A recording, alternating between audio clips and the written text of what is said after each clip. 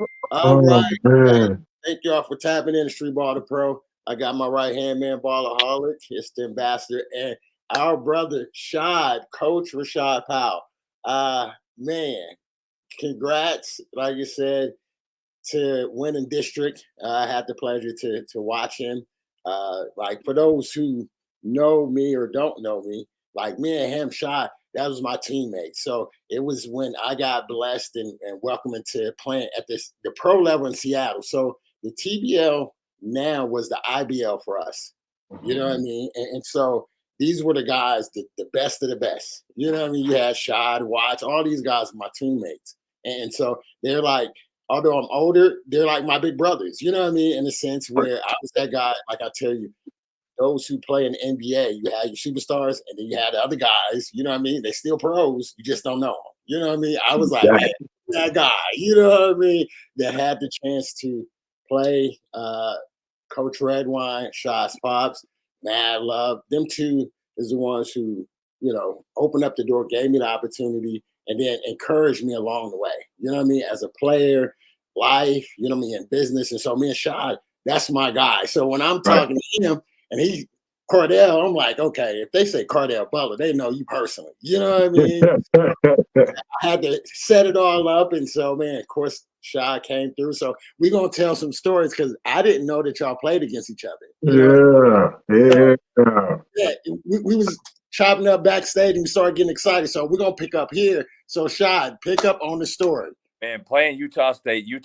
So I'm at Idaho. Utah State's the top dog in the league, man. They're top tier. They got the talent, and it was just like you to beat them. Was a pinnacle, but like it like they ran so many sets, and it was like they pick you apart. They had guys that they had athletes. They had guys that were high IQ guys. They were well coached, and the whole bit. Like it wasn't like it was. I mean, it was crazy, and so. We went and played them in Logan at Utah State. They're top tier. I don't know if they were ranked at the time. They may have been, but we play them, and they had these. This is the first time I've seen this. Like they had these flip charts, and I never understood why they had these flip charts. And I thought it was just kind of like which it may be the same case. They had two coaches that would have flip charts with their plays on them, right? Okay. So if you couldn't pick up on the calls or what, we played them at Logan, man. When I tell you, you couldn't hear from the court 5 feet away. It was that loud. Like it was literally like it was like you'd be 5 feet away and all you could it was like this. You could be yelling and you couldn't hear anything. I'm like, that's what dang flip charts are for. The calls, the play calls. Anyway, man, we have a back and forth game, man, and we ended up edging them in Utah State. And it was the craziest thing because it was just like it was, they were just the top tier. And like I said, you had, Cardale and Spencer Nelson and a couple other guys. They were tough, man, and they were well coached to the T, man. And it was insane. I just remember it was just the loudest thing ever. Like I'm like, this is insane. But it was a good game, man. For us anyway. And we played one of our better games, and but I think from there, then Cardale and I maintained contact after that, and just stayed in the loop and had some kind of pro battles later, and it was just one of those things of how basketball can keep you connected through things, and like I said, fast forward 20 years, here we are, and you connected. So it was that'll always be my. So anytime I hear Utah State. I automatically think Cardale, and I think of that story. Now, granted, they beat us every other time I got to put that out there. They did get us though, and it's crazy because the scouting report was based on Rashaad. Like we did our practice the day before. We had someone literally on our scout team play like how you played, and I told my coach, I said, "Coach, let me go. I know him. I know how he plays. So let me guard it." Like, "No, Cardale, you can't guard me. Too athletic." And I was like, "All right." I was like, I understood that because he was. I was like, yo, I said, he's a 3, but he got a guard. His game is a guard, but he's a 3. He's a small forward, but his game is a guard. He's a guard. So play him like a guard. And I forgot who was guarding you, but they was coming to me every time. Hey, Cardale, if he's jabbing 2 times to the right, what do I do? I said, you got to have a hand up. Because if not, that's what he wants you to do. He's going to bait you. So he jabbed twice.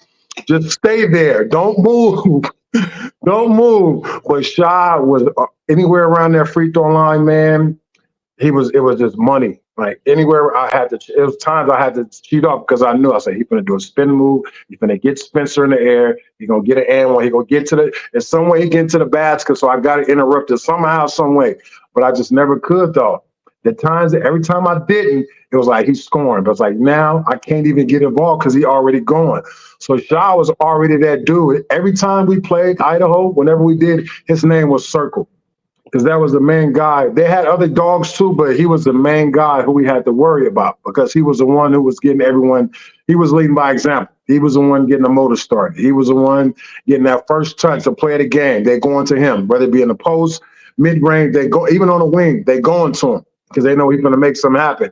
So we all had to suck in every time he gained possession of the ball. But the play calling, man, like, no lie, we had red and blue we had a total, I said our playbook, man, we had a total of maybe 60 plays.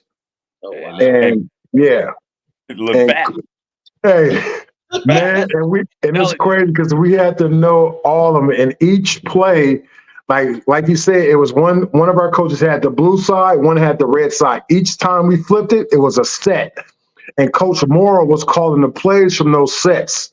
So each set was about, I think, maybe a total of 15 to 20 different sets. So blue was 20, red was 20, yeah. And then Coach would go, one game he'd go, we're going red. So even though the blue was still flipping, we going off the red cards. The confusion went to all the other coaches was them flipping the blue. So the other game, okay, we going blue, y'all, but they still flipping the red and the blue. And Coach is still doing the calls from his hand. So they're like, what is he calling? And that's how it got us to success. And it was the smartest thing I ever been around. Like, that was so genius. But the only thing that messed me up was just the plays. We had to we studied them plays so much, Coach. I was studying them plays more than I was doing my homework. Because they were Ash. It wasn't because it was intricate. It wasn't just like boom, boom, boom. There was like an action and an action and an action and a follow-up action, and like 6 actions later is where the basket comes. Right. It was crazy, man. It was crazy. So to have to, to have to prepare for that. Usually you think like okay, there's a cross screen, down screen, and boom, this happens. Like, man, that was just that's just the setup to the setup. It was crazy. Yeah, all right. What he's saying, just double the stagger screen. That's the bait for the next thing to come. You know what I mean? And even that setup is like, Coach, what are you talking about? What do a what cut? Like, I don't even know what you're talking about.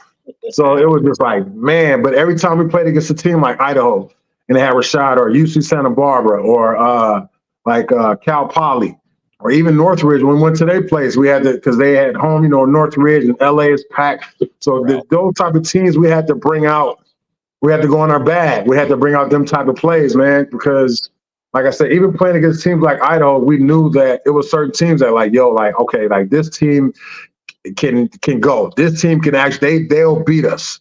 It was Idaho, I say, in our conference, Idaho, Cal Poly, who else was like that? Northridge. Irvine and Santa Barbara, it was solid. I don't know how you guys matched up against them, but yeah, they were pretty good. Yeah, Brandon Fuller for Santa Barbara, they actually were pretty good. Yeah, they were. Yep. Yeah. So it was Utah State was the top dog, man, and he was the guy. He was the guy that made them go. So, I think our junior year, listen, man, they had the strongest guy, Ash. They're the strongest guy I've ever faced in my life. Oh, damn. Yes, go ahead and say it. I will never. Hey, Ash, it's like a brick wall, man. Buddy was like a brick. You talking about I couldn't move. Like, I'm like, and it's like I'm down there wrestling and strong and he just nice and boom. My God, man, what? Yeah, I tell you, I was so glad he was done when he left, boy. That fool there was strong as an ox. We got to the tournament. He gave Nick Collison 25. He went off on Nick Collison from Kansas. Yeah, strong. Yeah, 25, strong man. ox, man. Big was he? How tall was he? About 6'6", Dez was only 6'7". 6. Yep, 6'7", 6'8". Yeah. Yeah, like big, thick bodied, strong. Yeah, like man. Charles Barkley, big too. Yeah, could shoot, and he could dunk. He was athletic too. Yeah, you wasn't moving him. Nah, yeah, he wasn't. Yeah. They I think they inducted him into the Hall of Fame up at Utah State. Yeah. It's crazy though, man. It's so crazy though, man, because it was like, because I remember y'all had that, y'all probably had the biggest stadium, because y'all had like a sports court, right? It was like a big ass curtain, and then Yep. I'm telling you, they had like a real NBA floor. That thing was, gosh. They had a real court. Like theirs was big. Like our court was like big. Yeah, y'all had a dome. Yeah, y'all had a dome. Yeah, yep. Man, 96. I'm guessing 97 feet on y'all court, man. Serious. Yeah. It was crazy, man. Yeah. Yep. That year, who else did y'all have on y'all team that year? Y'all, who else was on y'all squad that year? I know y'all had. Let me see. I think y'all had a left-handed guard too. He was nice. It's Williams, shooter from Chicago. Yeah. Him, athletic, was Ty Hayes. Dark skin, 6'4", 6'5". Yep. T. Shep. I can't remember. Shep was hurt. Little guard from Saginaw, Michigan. But yeah, we had a decent little crew, man. And you know what I'm saying? It was, we just competed, man. I think that was the biggest thing. And so, it was good, man. It was good. Man. And what I liked about our conference is that like a lot of our games were in California. Right? Oh man, especially for us, because get out that snow. Well, hey man. Hey, Coach, we literally in California every weekend. I'm talking about Long Beach State, Cal Poly, Irvine, Cal State Northridge, Fullerton, Santa Barbara, Long Beach State, like all California teams. That's every other week. That was love. That's one thing I did love, man. Every what is that, Tuesday, Wednesday, go get on that plane. We out. Yeah, that was love, man. Oh my gosh, that was so fun. Yeah, and then and after that, I went and linked up. Like I said, that's why I crossed paths with Ashley a year or two after that, man. And it was seeing he mentioned role players and star players, or however he put it, though, man. It was which is part of the reason why we always stayed linked, man. Humble, hardworking dude, people, person. And he'll downplay himself. He wasn't that bad. He just at all. But he could play. No, he could play, and he was he was one of those guys that was a great team guy to help make the team better. You know what I mean? And help them. So he was solid, man, and definitely was somebody. Like I said, we've stayed in contact too through all the years. And again, that's I think the love of hoop and the joy of hoop, and the beautiful thing about it is it connects people. You know what I mean? Because how the connection of the three of us is three totally different worlds. I know, right? And you know what? It's so crazy, man. And I told this to Coach Ashley. Ever since I met him, he's been helping me up on my pedestal, man. He's been getting me there, man. I met him in Mexico, and 3 weeks later we playing in London. But the love started in London. I'm talking about like the love from I didn't know I had fans out there. I had some parents come down. I had a parent and her kids came down, drove down like 2 hours just to meet me.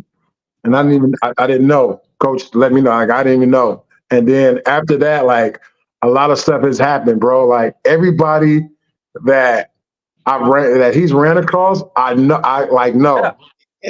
You're the third person, bro. You're the third person. I swear, no lie. You're the third person. Is just wait, Rashaad, who? Wait, what? Yeah. That's my guy. You know what I'm saying? Right. And then, exactly what I told him. And it's so small. It is. It especially like the basketball world too. Like it's just so small. I mean, you just never know who you might know. Ever since I linked up with Coach, he's been like it's sometimes I get speechless because like this shit can't be happening. It can't be real, bro. This is a dream, man. Because Darnell Taylor, I went to the same high school with who I should train with.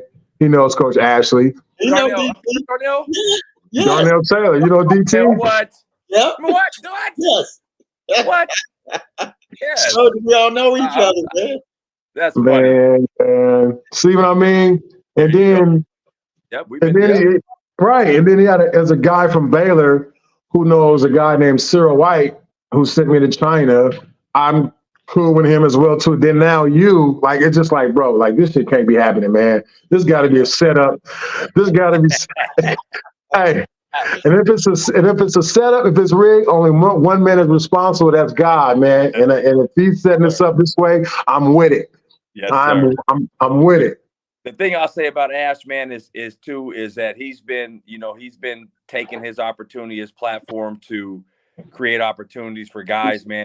That's huge, and he's paying it forward, to help other guys and create a platform for other guys, man. A lot of guys, younger guys that I know and that were, and I think the benefit of it and the beauty of it is that those are the same opportunities that you were wanting, that we were wanting when we were younger, and now you've spun that off into your brand, and you're creating an opportunity for guys and platforms for guys.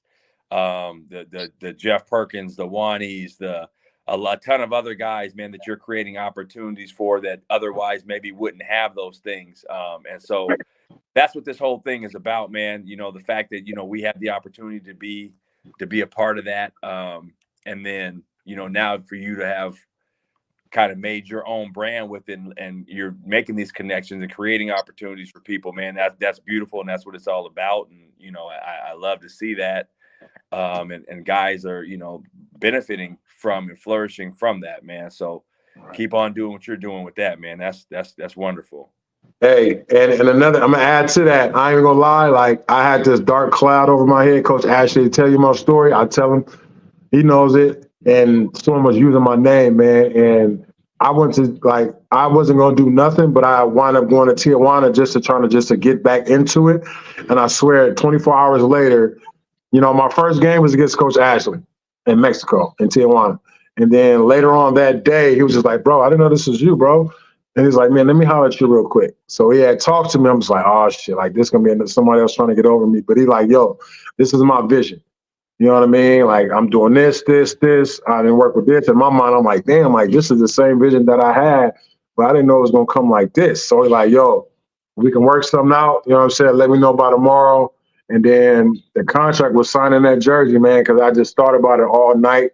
Like, yo, like, Cardell, this is what you've been wanting. This is what you've been waiting for. This is another opportunity. And that's what I'm thinking, like, yo, I didn't mess up the opportunity going to the NBA, rocking with the Knicks. I messed that up, And no offense to And1, but I chose to go on And1. I tell people, like, I wasn't scared to get to the league. I go, yeah, you were scared. Or, no, I wasn't scared to get to the league. It's just that I made a wrong, immature decision, and I messed up a great opportunity. And now that was the flashback. So now it's like, yo, this is another great opportunity. This man said he's doing this, Cardell. This is his vision. Look him up. I did my homework on him that day. So I was like, you know what? I'm going all in, man. I can't keep having this dark cloud over my head that somebody didn't already use me already. Just not even me, but my name, just so they can get credit or whatever the case. And I had to throw it out the window. I didn't want to keep using it as an excuse for me not doing nothing that I'm good at. So I went in with it, and it hit me like, yo, after you sign with me, it ain't gonna be the same, man. It's gonna happen. It's gonna happen quick. And I'm just like, man, whatever. In my mind, I'm not verbally saying it, but in my mind, I'm like, okay, he just saying it to probably just to pump me back up. And I was like, okay, I get it. All right, coach. I was like, okay, I'm gonna go with it. But bro, all of a sudden he go, so your flight is I'm gonna just send it to you. I'm like, wait, what? Right? I don't know you like that. You already sent me flight information. It's 3 weeks later. I don't know you. Yeah, right. And like, yo, we wearing these jerseys. Shot. I'm not lying, bro. He sent me the jersey, the shorts, and the warm-up ballaholic. I'm like, who is this dude, man? So he sent me my flight info. Like, bro, I cannot be going to London already, bro. I only know this man for 3 weeks. He already sending me to London to play basketball. I said, this can't be happening, God. This cannot be happening. And bro, it was happening, man. And I the first thing I did when I got off the plane, I made a live video and I posted it, bro. I got like maybe over 4,000 views, bro, just because of that. And that alone, I wasn't even thinking about the views. I'm thinking about, damn, this man is brought me back on my cloud that quick. Like, you know how the sun is out and then that cloud come over and it gets dark quick, right? And then and then it leaves and the sun comes right back out. That's exactly what he did, man. That's exactly what he did. You know what I mean? And ever since then, it's been nothing but good stuff. He's helping with my clothing brand, bro. And I'm glad I got the experience that I had this first time because now I understand it. And nothing can go good all the time. Nothing can go good all the time. You know what I mean? But for someone like Coach Ashley to let me know that it's gonna be okay. And there's other things that, you know, that he sent me. It had nothing to do with basketball, but more so life, like spiritual stuff that I wasn't going through. Like, yo, listen to this. This will help you out. And it's crazy because I'm not listening to this, but some of the things that I listen to, rather be one word or 2 words, it made sense. Like, yo, that was in my mind. That one word or that one saying, it was in my, my thought process. Damn, thank you, Coach Ashley, again. Like, this man does not stop working, bro. Like, he does not stop. And the feedback that I hear from other people we did podcasts with has said the same thing you said, man, or even more. So it's just like, yo, this dude, this who I need to be rocking with. This is who is representing me, and I'm gonna keep saying it. This man is representing me, and I'm more than okay with it. You know what I'm saying? So, and Coach Ashley don't give himself enough credit for that. You know what I mean? Like he's so humble. Yeah, he won't. He'll be like, man, we all eat. He gonna say that, but. You know, but for us, for me, you, and everyone else, we're gonna be concrete and vivid, very detailed about the things that he's doing for people and for kids, man. And it's just like, man, even like I said, for me, it's having been there at the day one before he was doing any of this, when he was when he was just trying to get on. Yeah. Right. Like he wasn't the guy, or even the guy. He was just kind of there, you know. And I'm not saying that in a disrespectful way, but then he just he sat back, I think, and looked up the game and figured out, okay, how do I do this? And he's playing and And then when he kind of made that transition, transition wasn't for self. Transition was for, okay, I soaked all this stuff up. I made contacts and networks. Now, how do I use this to help the next guy and again, I mean, I don't, from me looking on the outside looking in, it doesn't look like it's for personal gain or self. Right. As you said, we all eat. And so that's been the most impressive thing, because especially in this day and age, it's like everybody wants something. Everybody wants to go say, you know, I did this for that guy, or I did that for that guy, you know. And I'll give a prime example. Me coaching high school basketball up here now, you know, I spend a lot of time working with kids and even at my youth program. And it's not, there's a lot of top tier kids in Seattle that I've worked with. There's a kid that recently just got drafted in the NBA that I helped kind of hand in hand, and he's doing really well. You'll never hear me hop on the internet and pound on my chest and say, I did this for that guy, I did that for that guy. And I think that's because, you know, thinking about Coach Ad, like that wasn't the cloth that we were cut from or raised from. And that's, moreover, that's not why we got into this. That's not why I extended my hand. That's not why I did this, to glorify myself. I learned something or was given something along the way that now I can give back to help the next person. If that happens to, you know, be the, you know, whatever the thing is, okay, great, you know, but it's not for self glorification or self, you know what I mean? I think that's the thing for him. Yeah, and that's a good point, Shaw, because you have a lot of people, coaches, even, you know, these parents that do that. They get that, I did this for my son, I did this, and then now the kid is not up to what they think they're supposed to be because of the parent or because of the coach or because of whoever thinking it's just me, yeah, let me post it about him. And prime example, you know, Julian Newman, you know what I'm saying? His dad pushed him to the max because of what his dad was doing. Oh yeah, I put my son on this varsity team when he's 10 years old. Oh yeah, I created a school for my son to go to so he can play, so he could dominate. Oh yeah, I got all these sponsors for my son to boost him up to what he is today. What is he today? Julian Newman. He's not a pro ball player. He's Julian Newman. He's Julian Newman, right? And Julian Newman thought that, yo, my dad put me on this pedestal. I'm going to be the greatest. But guess what? You're 5'8". You're playing against giants. Did your dad make you understand that? No, because you can see it. You can see when you see it. The teams that he played against, these giants, what he's doing. You can tell. Like, I'm going to the basket. They're not going. Yes, they are, because your dad didn't tell you the other stuff, what he's been to, like you said, Shad. So, and it sucks, even for guys like even Alonzo Ball brothers. It's only one that's really playing basketball professionally right now. One of them is not going to play anymore at all because of his knee, and then the other one, but it starts with the dad. I'm going to start baller brand with these 3 Bs. I'm going to get my kids into the league. I'm going to start this professional league overseas so I can get my, you know what I'm saying? And look where, so that plays a big factor, man, when you, and it's bad luck when you do that. It's bad luck. Like, you know what I'm saying? Like, some athletes will talk about, like, because even for me, sometimes I don't want to get forced into talking about myself. I'll say little stuff, but I don't want to be arrogant and egotistic about it. You know what I mean? Let me just, like, I work my ass off. This ain't gonna happen. As opposed to, I am.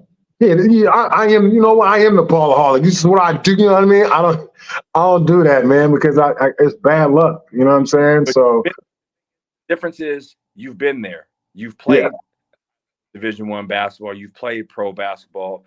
You understand what it takes. And that's the hard part is a lot of times I think you get people involved in these situations where they haven't done that. They know, but it's not a guy who's played Division I basketball and had to get up at 6 a.m. for the workouts and do all the things, right? All the things that go, like, they just see the sweatsuits and the shoes and the games on TV, and I'm like, you know what I mean? There's a whole lot of stuff that goes into that. There's a whole lot of work that goes into that. Now, again, there's some people that are, if you're, uber extremely talented, that maybe you don't have to do that. But for the majority of us, we had to go in there and put in those extra hours and time with nobody watching, before there was social media, before we grew up there in an era in time where there wasn't a guy that was there filming the workout for you to go put on the internet. No, that's just, we was in there doing work, and you go and work, and that was it. And so I think that's the difference. And then, so there becomes like a false sense of what the reality is. And I circling back to Coach Ash. There was plenty of times Coach Ash could have quit on his professional journey when we linked up, because he wasn't a guy that was the main guy. Now, again, think about today's kid, right? If they're in a situation where they're not the main guy, right? They're out of there. They're not going to stick with that. There's no perseverance. There's none of those things that are built into kids and I think that's from a young age. So, like, let's take this conversation to high school hoop, right? And I don't know what it's like, where you're at, but up here in Washington, I think there's a lot of that. Like, if you hold kids accountable, or you don't cater to them, like you make them focus on the right things, or play basketball the quote unquote right way. That's and for the most part, because you understand what they're going to need at the next level, right? When they get that college, a guy wasn't going to get a scholarship to Utah State and get the ball and say, all right, we're going to give you the ball and get the hell out of the way and let everybody go. That wasn't that ain't happening. Right. And there's very few places, even for the most elite of elite guys, that's going to happen. You're still going to have to go out there and run some kind of set, some kind of system. You might get the ball if you're top tier, 5-star, whatever the deal is. Yeah, you might get the ball more than some other guys, right? But for the majority of us, or for them, the majority of them, you're going to have to learn how to run a set and play and play basketball in some form of a system. And then if you're not doing the right things defensively or whatever else wise, okay, you might get subbed out of the game, right? And you're being coached. Yeah. Well, I think now there's been the culture of that is if that happens and, the parents are not on board with that or don't understand that. No, my kid shouldn't come out of the game or this, that, and the third. Then it becomes, forget that. We're out of here. And they listen to, an outside person that comes and coaxes them to go transfer to another school or another situation. And, and then now you're building in the mind that, everything has to be the exact way. So now when this kid gets to college, they're going to expect that that's the way things go in college. And it's the same way Ballaholic shaking his head. No, he knows that's not the way. You will be on the first thing smoking back home. And then you'll get back home and talk about how coach is tripping. Yeah. So, no, man, that's called coaching and you being held accountable. So if you're not ever, if that kid is never taught to be accountable or to be coached, you're setting him up for failure. But see, coaches, and again, I can't speak for down where you're at. Coaches here, I think, are afraid of that a lot because they're afraid that kid is going to transfer and that kid's going to leave and go to a different school, right? Because if that's what's happening. And so, and it's a real thing. And to be honest, man, I'll use myself. I think that happens to me. Like I lose a ton of kids, man. Not a ton, but I lose some kids to some stuff like that. And it's disappointing, and I think once people make the move and they transfer their kid, they realize A, the grass isn't greener on the other side, and B, oh wow, maybe that wasn't the best situation or decision for me to, and that guy wasn't wrong. But again, like I said, I'm preparing you for the next stop and the next level so you can be coachable, so you understand. So now when you get to college and you get coached and you're held accountable, it doesn't blow your mind and you're sitting here talking about, oh, let me transfer, let me go do this, let me go do that. No, it's let me persevere. Let me, how do I work my way through this? Coach, what can I do to earn more playing time? You know what I mean? And I think it's just the generation has changed so much because, I think it's so commonplace for parents to be, I'll say, overly involved in a sense of like, I would have been mortified if my dad, who was, who loves me and was involved, but he never went to the high school coach and was like, hey man, why isn't my son playing? Right. You got to get, you know what I mean? Like, you got to get better. Right. You got to get better. Seriously, though. Seriously. Yeah. So, it's just, I mean, I could go on for all day about that, but I think that contributes to a lot of the lack of success later on in life for a lot of kids, and even, it translates, I think, on to some of these kids who then, if they get the opportunity to go to the NBA, because I can think of a couple kids, from the Seattle area that have had the fortune to go on to the NBA, and their whole lives, those kids have been told that they're the best thing since sliced bread, and they've never really been held accountable for all the reasons that I just mentioned. And then they get to the NBA, right? And now they're at the NBA, and all of a sudden, they're not the best thing. What do you mean? There's actually somebody better? There's another guy you can replace me with? What? Yeah. But that's the first time that they experienced that, and now they're on the bench, or now they're struggling, and if they don't have the mental capacity or the mindset or the mentorship around them, I think then they struggle, and then they find themselves, kind of ultimately out of the league, not because they're not good, but those things weren't built into them, I think, from a younger point. So serious though. No, you're right, because like you said, they could be the main person on their team. All of a sudden, they don't get their entitlement. Now they go into another team, and all of a sudden now what they see is what they think they can be on. They can be on one team, and they're like, I'm going to play for that team only because that team has green shoes. Everybody on that team got the Cobras. Mom, I want to go play for that team. What? Why you want to go play with that team? They got on Kobe's. I want to play with this team no more. I want to go play with them. You know what I mean? So yeah, man, everything Rashaad said, man, it's crazy. It's so crazy, but true. And think about this, like, and I don't know what he just took off. I was going to ask him about his background, but like, a lot of kids, like, whether he went to high school or JUCO before going to Utah State, I can guarantee, he was probably one of the better players on his high school team or JUCO team. But then when he goes to Utah State, he had there initially and be a role player. You know what I mean? And that's the thing a lot of guys also struggle with, like, and I try to tell kids, I'm like, okay, you're going to start out, you're the man here in high school, but now you're going to transition. And then especially in his case, because they had those guys returning from a mission, the Mormon mission. So they had, we mentioned a guy named Spencer Nelson. Spencer was, Bala, what we was talking about, like I mentioned, like you were probably one of the better players on your high school team, or did you go from Utah State? Did you go straight to Utah State, or did you went to JUCO first? I went to JUCO first, so yeah, it was totally different. That shit went from 32 points all the way down to 8 points. So at there Utah was State. Yeah.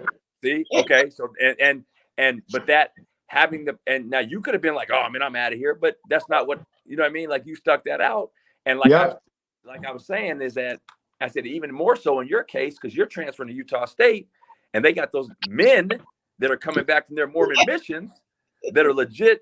We're now, Coach Ash, we're 21, 22. How was them guys was 25, 24. This is before the portal, right? These were men. Like, Coach Ash, real talk, Coach. You know what I mean? And so, just having the wherewithal to go from averaging 32 to 8. Yeah. Like that. Yeah. That's a huge thing, right? But to understand that, okay, this thing is bigger than that. I'm going to go through and do this. You know what I mean? And and so I think it's just I worry because there's a lot of kids that they don't understand that and that dynamic. And I try to build into all the kids that I work with, like there's going to be a time where you're going to have to, you'll be, and I tell them that myself. I said, when I played, I've been the role player. I've been the guy that scored the points. I've been the defensive guy. And that's just a part of basketball. And so if you can go, the more versatile and more adaptive you are, the more valuable I think the more valuable you're going to be, and the longer your playing career is going to be, because there'll be more places and opportunities and avenues for you to be there. But if you're just the scorer and you go somewhere, and maybe now what happens if there's a guy that scores better than you? Yeah. I mean, you know what I mean? And that's the only thing you can do, and that guy does that better than you, you're going to be in the back seat. You're going to be in, and so in the back seat. Yeah. And I told him that, and I said, and like in college, your rotation is 8, maybe 9, maybe 9, right?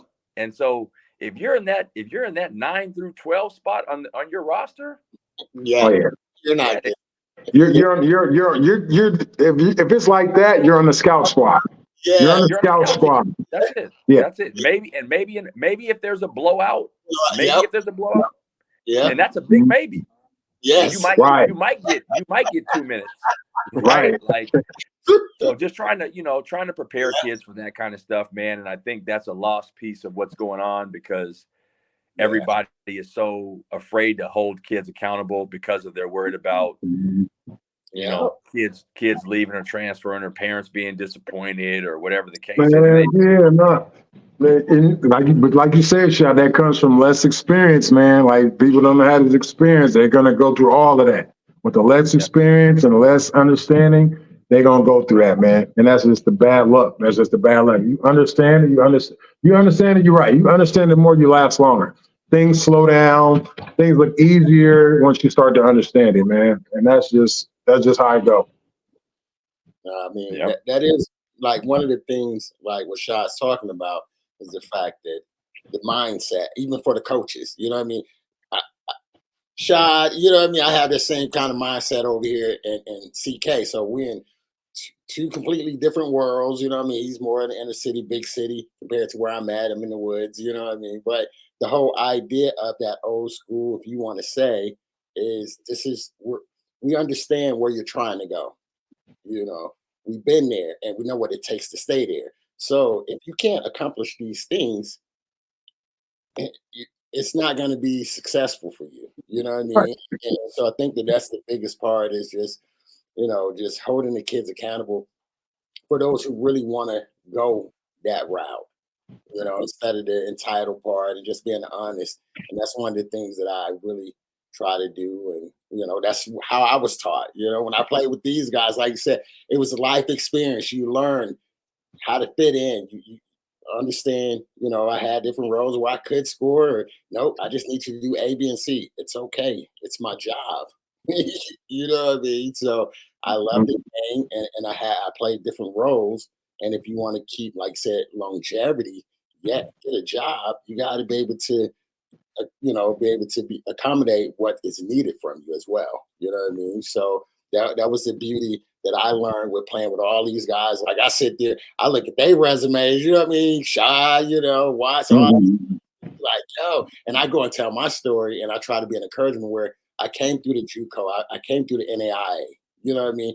But it was a grind just to get, I had an opportunity at a tryout, boom, grace of God, I ended up making a squad, and they just, just big brother me, taught me what it needed to, to take to play at this level and give me the confidence. You made it here, so you belong here. You know what I mean? So it's a whole mental mindset. It's a lot that goes into it. Because now you're like, yo, these dudes, these are like legit, like top tier players, and I get to run with them.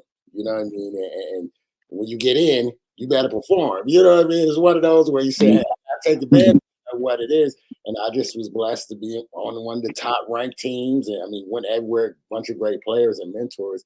But that's the thing too with what we have going on is just saying, hey, I have D1 friends and colleagues, guys I play with that I can legit call that we got love for each other. And in a sense, they got it out of the mud and where they at, and I had to get it in a different way, but we still came together in the brotherhood that basketball created, you know what I mean, to this day, where I can sit there and say, a lot of the best coaches that's out here in the game, these are my guys, you know what I mean? 100%. You know, and so it's humbling because it's like, man, did I come over on my side?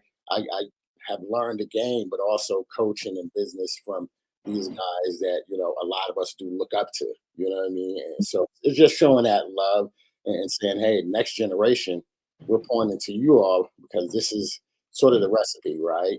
We made it here. And although things are changing with, technology and this and that, there's some things that just don't change, So that's what it is. That's what I love about doing what we're doing and being able to see, like I said, Shad. I ain't seen Shad in a minute. I go back and I say, hey, when I tell everybody who knows about our history, Shad is the one who put us in the program. So for those who in the Jamal Crawford program, he was the commissioner at the time. And at that time, they wasn't program and everybody can't get in the program. I'm just gonna keep it 100. Everybody know that, right? And so Shy was like, yo, at that time we was on the come up. We was doing our thing, and Shy was like, you sure? I said, come on, Shy, I just need that one chance. He gave me that opportunity.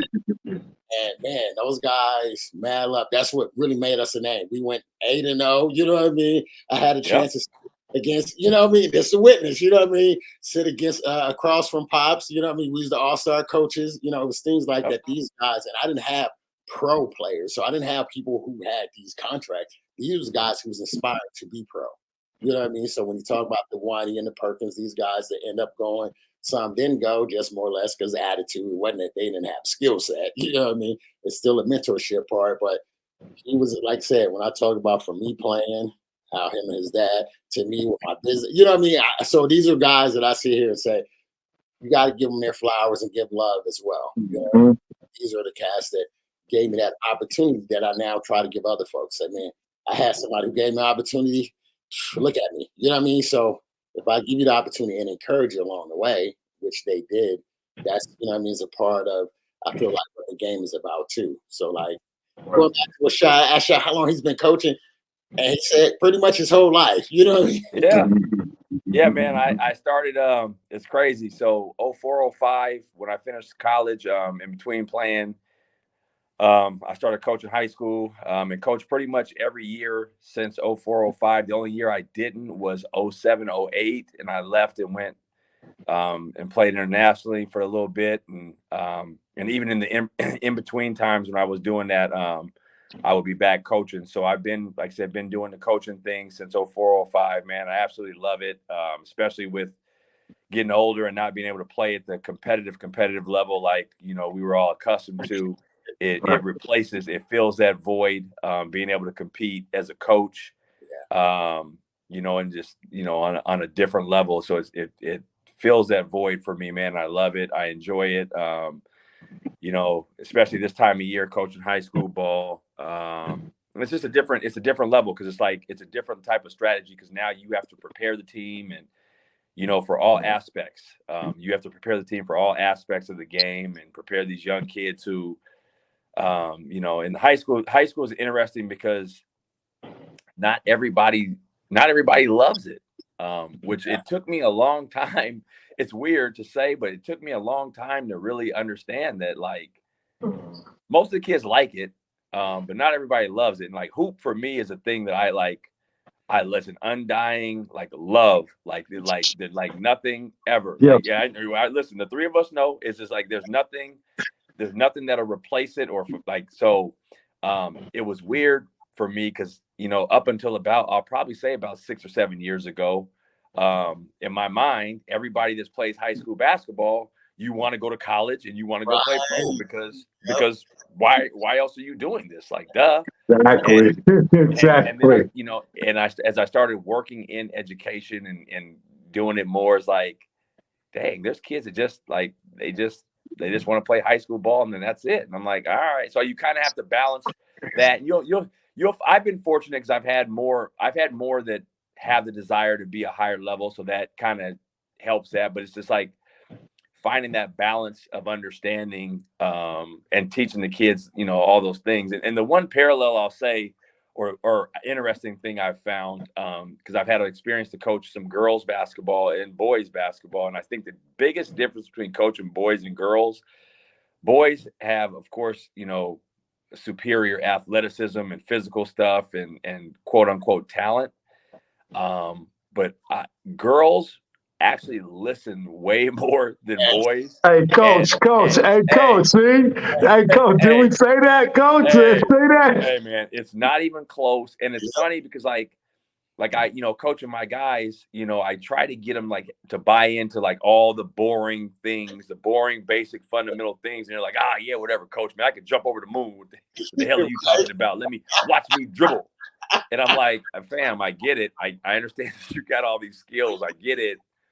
But, you know, in these games that we're getting into, especially now in the postseason, it's really more so about you're still great, have that talent stuff, but I need you to understand like these fundamental things about the game because these are going to be the things that, you know, are going to help you. So going back to the beginning, right before this, up here, there was a game that happened. That stadium Timberland game, was that last night, Ash? It was over the weekend. Can you hear me? Hello? Yeah, okay, there you go. So I was about to say it was over the weekend. It was a part of the games that happened over the weekend. It froze. Hello? Wait, yeah. Okay, I'm sure he'll be back. You see? Yeah, he coming back. Shout out to Kurt. Appreciate you. Oh yeah, Kurt. I see you in there, Kurt. What's good, Kurt? What's good, man? So New York guy. I mean, I think it's Jersey from Jersey. I think one of them. Kurt from New York. He New York. Yeah. Oh, wait, there we go. Am I back? Yeah, you back, my man. So I was about to say, I think the game was this weekend. I just got the footage up late. The stadium in Lincoln. Wait, you said stadium in Lincoln? No, That was Lincoln and Gig Harbor.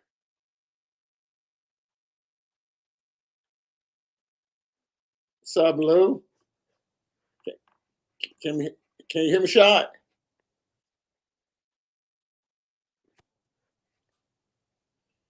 Josh. Can you guys hear me? Hello? Yeah, I can hear you. Can you hear me?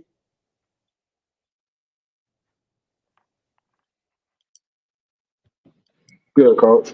What's up, my man? Trying to see if Shy can hear us. He in there. Yeah, he there. Oh man.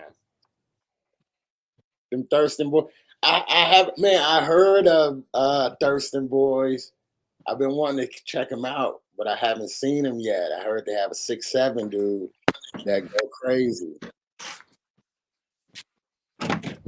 They from out there? Yeah, North Thurston. Yeah. Yeah, no, they boys and they girls go hard. Oh yeah. Oh yeah.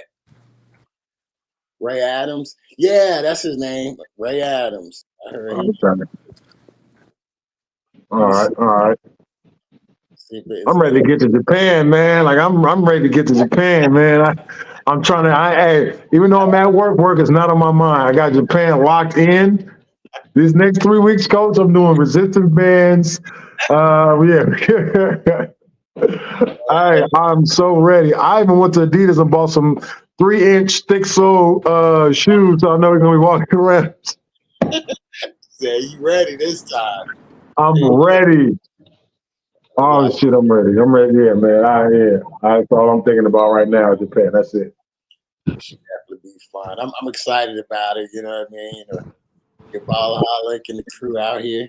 Man. There we go. You got me back? Am I in? Yeah. Oh, my bad, man.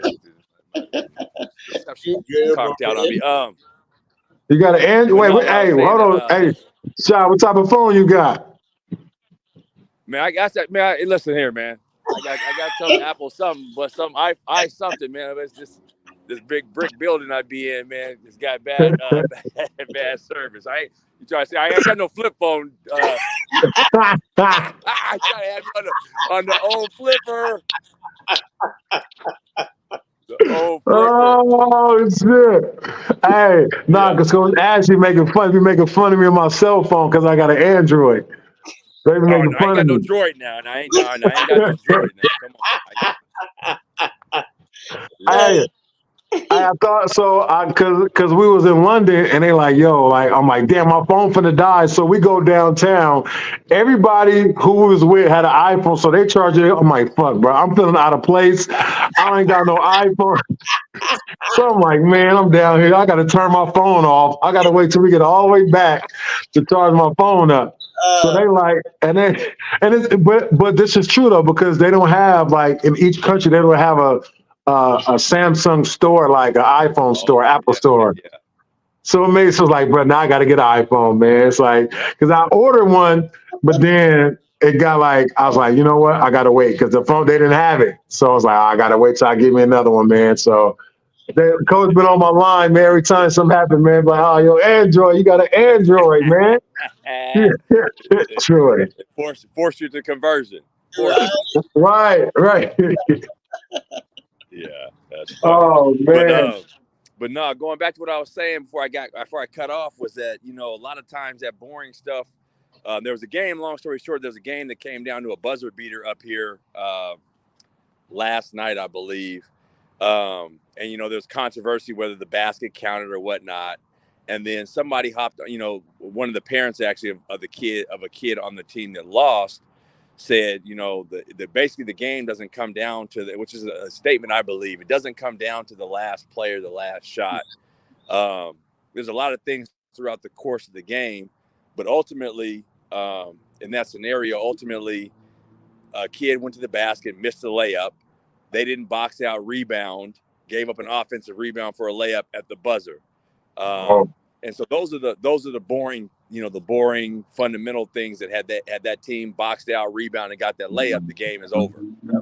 And so, you know, in coaching high school boys, getting them to understand those nuanced details of the game and how important they are to the outcome of the game is incredibly important and challenging. But at the same time, for those that have played Division I college basketball, you understand that those are the things that keep you on the floor, not you know what I mean? Like not the other stuff. If you don't know defensive rotations and you can't box out and rebound, or you're not willing to rotate and take charges and do all those kind of things, you're not going to see the floor. For real, man. And that's a good talk, man, because the littlest thing, the littlest tiniest thing, man, can make the biggest situation. Like you said, that boxer, all you had to do was just step in front of somebody.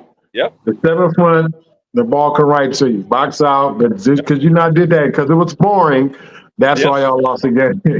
Yep. And so, you know, those are the things, man, that I've learned in college. Because going back, for the most part, I like to think I did those things, but I also remember how boring they were.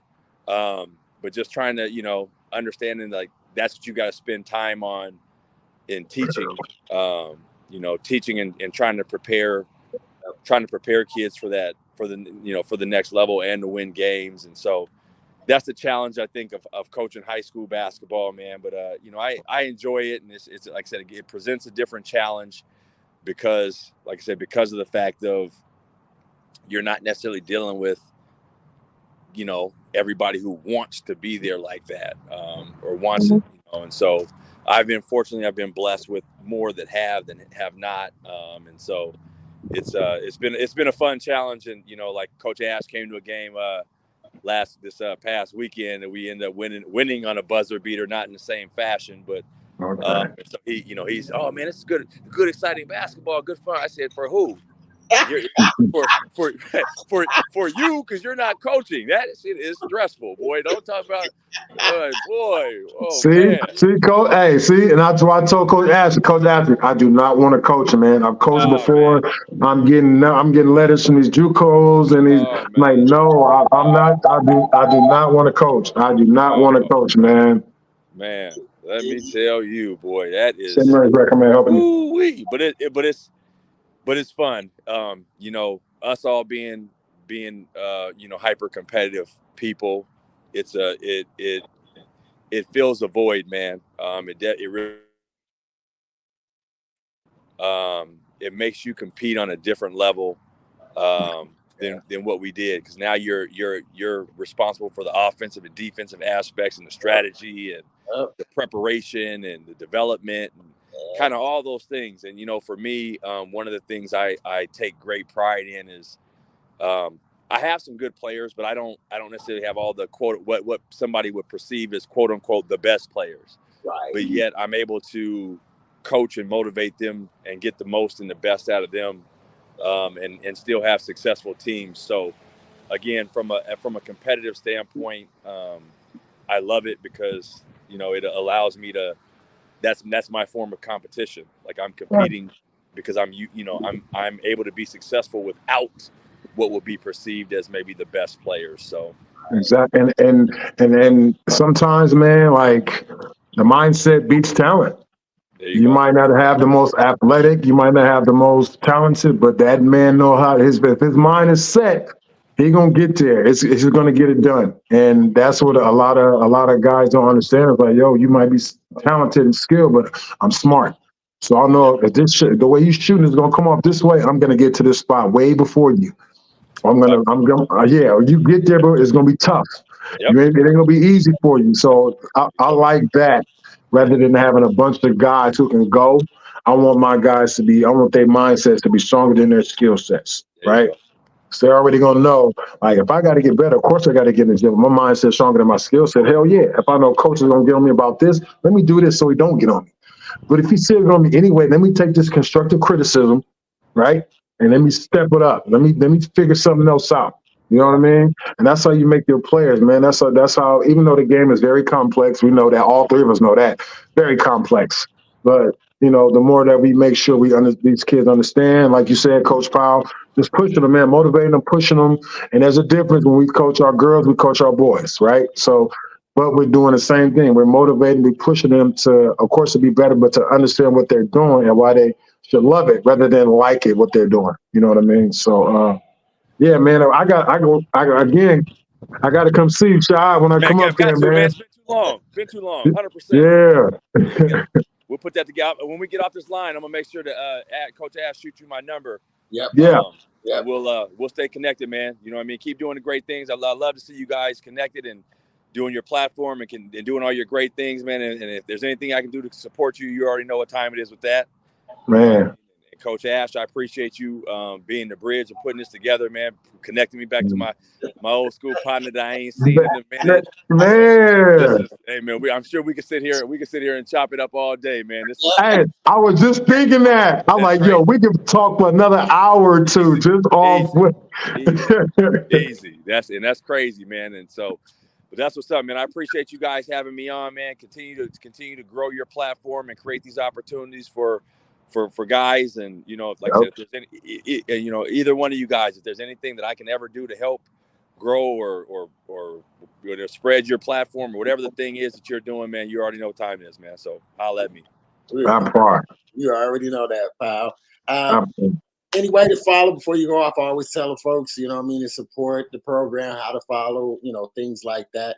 You got a tag, Instagram, something? Instagram at Renton MBB. I also got my Renton Select Basketball at Renton Select Basketball on Facebook, Instagram, all that stuff. And, just doing what I can, man, to help the kids push it forward and support and get, create the next opportunity for them. And just, whatever I can do to help in my community in Renton. So just those two things, Renton Basketball, Renton Select Basketball. That's it. And you got a game coming up Saturday at Bellevue College at 6 p.m. versus Anacortes. So that's a seeding game for the state tournament. They're good, we're good. It'll be some good hoop, but we got to come out and do our thing. So that's it. All right. Appreciate you as always. And you already know we're gonna be in touch. Ballaholic be up here in April, so we see if we can get you linked up. Hey, make sure that we connect. Right. Got it set up, and thank you, Shad, for taking the time. I know you're busy. It's high time, you know what I mean? And I wish you the best. It's always great seeing you and your boys at work, you know what I mean? So it's always mad love for you, Shad. Yes, sir. My guys. Appreciate you. Yes, sir. I'll let you. Okay. All right, Shad. Yes, sir. Yes, sir.